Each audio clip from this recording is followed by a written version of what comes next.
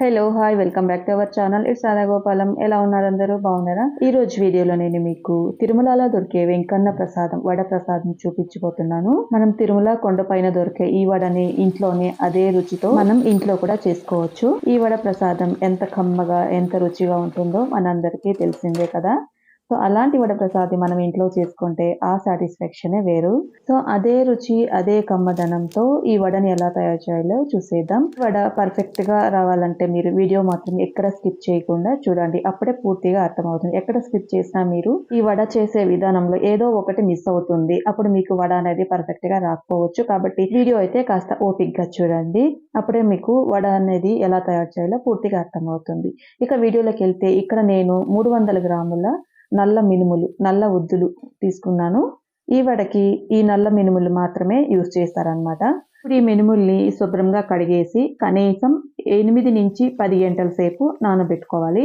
అప్పుడే మినుములు అనేది బాగా నాని వడ కరెక్ట్గా వస్తుందన్నమాట. మనం వడ పొద్దున్నే చేసుకోవాలి అనుకుంటే నైట్ మొత్తం నానబెట్టండి. ఈవినింగ్ చేసేట్లు ఉంటే ఉదయం 6-7 గంటలకి నానబెట్టేసుకుంటే కరెక్ట్గా మనకు సాయంకాలం చేసుకోవడానికి అనుకూలంగా ఉంటుంది. నానబెట్టుకున్న మినుముల్ని నీళ్లు లేకుండా నీళ్లు మొత్తాన్ని వడగట్టేసుకోవాలి. ఏదైనా ఒక చిల్లులు గిన్నెలో కానీ లేదా ఇలాంటి స్ట్రైనర్లో కానీ వేసి ఒక అరగంట సేపు మన పక్కన పెట్టేస్తామంటే నీళ్ళన్నీ ఒడిగిపోతుంది. ఇలా నీళ్ళన్నీ ఒడిగిపోయిన తర్వాత ఈ మినుముల్ని మిక్సీలో కానీ రోట్లో కానీ గ్రైండర్లో కానీ కచ్చా పచ్చాగా రుబ్బుకోవాలి. ఒక 80% మాత్రం రుబ్బుకుంటే సరిపోతుంది. పూర్తిగా మెత్తగా అయితే రుబ్బుకోకూడదు. కచ్చా పచ్చాగా మాత్రమే రుబ్బుకోవాలి. నేనైతే ఇక్కడ గ్రైండర్లో వేస్తున్నాను. గ్రైండర్లో కూడా జస్ట్ ఒక 10 నిమిషాలకే మెదిగిపోయింది అనమాట. గ్రైండర్లో వేసినప్పుడు మొత్తం పప్పు ఒకేసారి వేయకుండా కొద్దిగా వేసుకుంటూ రుబ్బుకోవాలన్నమాట. ఇక్కడ ఒక్క చుక్క కూడా నీళ్లు వేయకూడదు మనం రుబ్బేటప్పుడు. కాబట్టి గ్రైండర్ అనేది స్ట్రక్ అవుతుంది. కొద్దిగా వేసుకుంటూ చేత్తో కలబెట్టుకుంటూ రుబ్బుకోవాలి. మొత్తం ఒకేసారి వేసుకుంటే గ్రైండర్ అనేది తిరగదు, కొంచెం కష్టం అవుతుంది. మినుములు సగం మెదిగిన తర్వాత రుచికి సరిపడ్డ ఉప్పు వేసేసుకోవాలి. ఉప్పు వేసిన తర్వాత గ్రైండర్ అనేది కొంచెం ఫాస్ట్గా తిరుగుతుంది. మనకు నీళ్లు వేయట్లేదు కదా, కాబట్టి ఆ ఉప్పు వేసిన వెంటనే కొంచెం తడి అనేది వస్తుంది. ఆ తడితోనే గ్రైండర్ ఈజీగా తిరుగుతుంది అనమాట. అదే మిక్సీలో వేసి రుబ్బుకునేటుంటే మొత్తం రుబ్బుకున్న తర్వాత లాస్ట్లో వేసి ఉప్పు కలబెట్టుకోవచ్చు. గ్రైండర్లో కానీ రోట్లో కానీ రుబ్బుకునేటప్పుడు మధ్యలో ఉప్పు వేసి రుబ్బుకుంటే ఈజీగా ఉంటుంది. ఇక్కడ రుబ్బుకునేటప్పుడు చేయి వదలకుండా ఇలా కలబెడుతూనే ఉంటే తొందరగా మెదిగిపోతుంది మనకు. చూసారా, ఇప్పుడైతే కరెక్ట్గా ఉంది. ఇప్పుడు పిండి మొత్తాన్ని వేరొక గిన్నెలోకి తీసేసుకుందాం. ఒక్క 10 నిమిషాల్లోనే ఈ పిండి అంతా కరెక్ట్గా మెదిగిపోయింది. పిండి రుబ్బుకునేటప్పుడు ముఖ్యంగా మీరు గమనించుకోవాల్సింది ఒక్క డ్రాప్ వాటర్ కూడా వేసుకోకూడదు. అప్పుడే వడ అనేది పర్ఫెక్ట్గా వస్తుంది. ఇలా పిండి మొత్తాన్ని కూడా తీసుకున్న తర్వాత ఈ పిండిని పక్కన పెట్టేసి నెక్స్ట్ ప్రాసెస్లోకి వెళ్దాం. ఇప్పుడు ఒక మిక్సీ జార్లో కానీ రోట్లో కానీ ఒక 2 స్పూన్ల వరకు మిరియాలు వేసి కచ్చా పచ్చాగా దంచుకోవాలి. ఇందులోకి 1.5 స్పూన్ వరకు జీలకర్ర వేసి మరి కాస్త కచ్చా పచ్చా వరకు చేసుకోవాలి.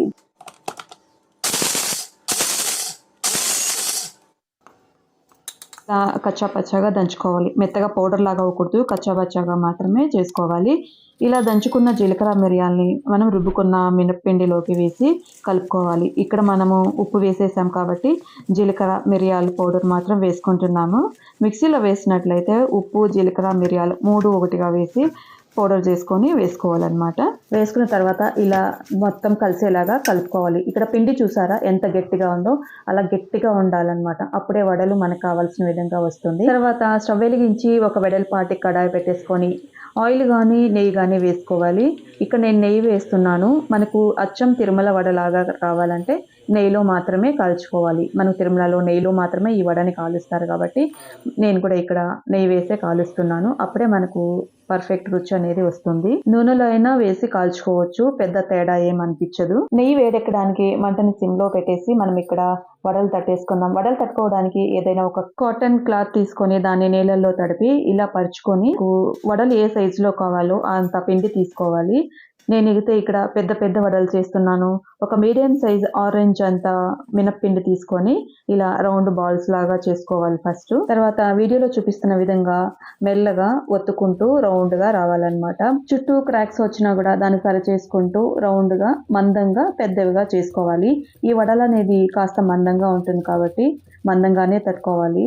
స్లోగా తట్టుకోండి. మధ్యలో అవసరమైతే చేతిని నీళ్ళల్లో తడుపుకుంటూ సమంగా రౌండ్గా తట్టుకుంటూ రావాలి. ఒక చోట ఎక్కువ ఒక చోట తక్కువగా పలుచగా మందంగా అలా లేకుండా ఒకే విధంగా తట్టుకుంటూ రావాలి. అప్పుడే కాలేటప్పుడు మొత్తం సమంగా కాలుతుంది.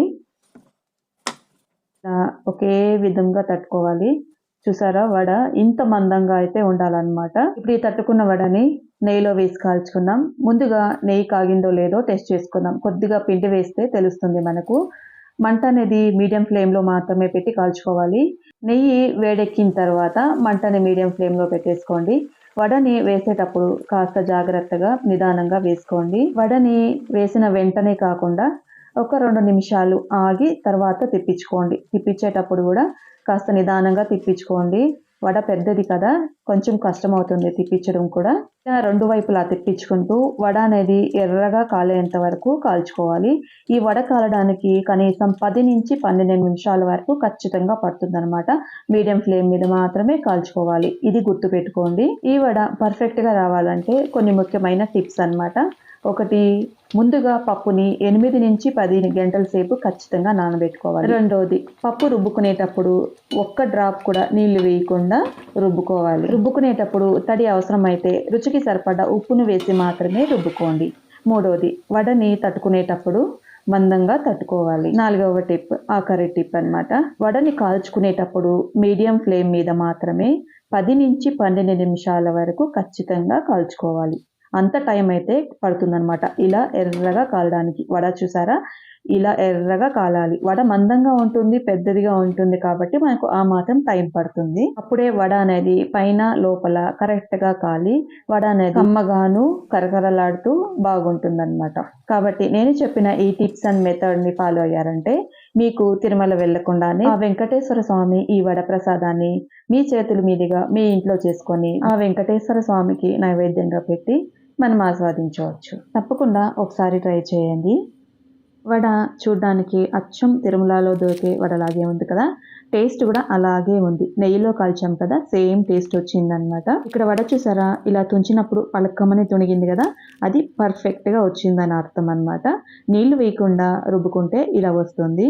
అలాగే మీడియం ఫ్లేమ్ మీద మాత్రమే కాల్చుకోవాలి, అప్పుడే ఇలా పర్ఫెక్ట్గా వస్తుందన్నమాట.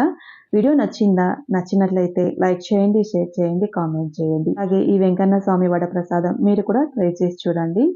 మరిన్ని మంచి రెసిపీస్ కోసం మన ఛానల్ని వాచ్ చేస్తూ ఉండండి. అలాగే సబ్స్క్రైబ్ చేసుకోకుండా ఎవరైనా చూస్తుంటే కనుక ప్లీజ్ సబ్స్క్రైబ్ చేసుకొని సపోర్ట్ చేయండి. Thanks for watching.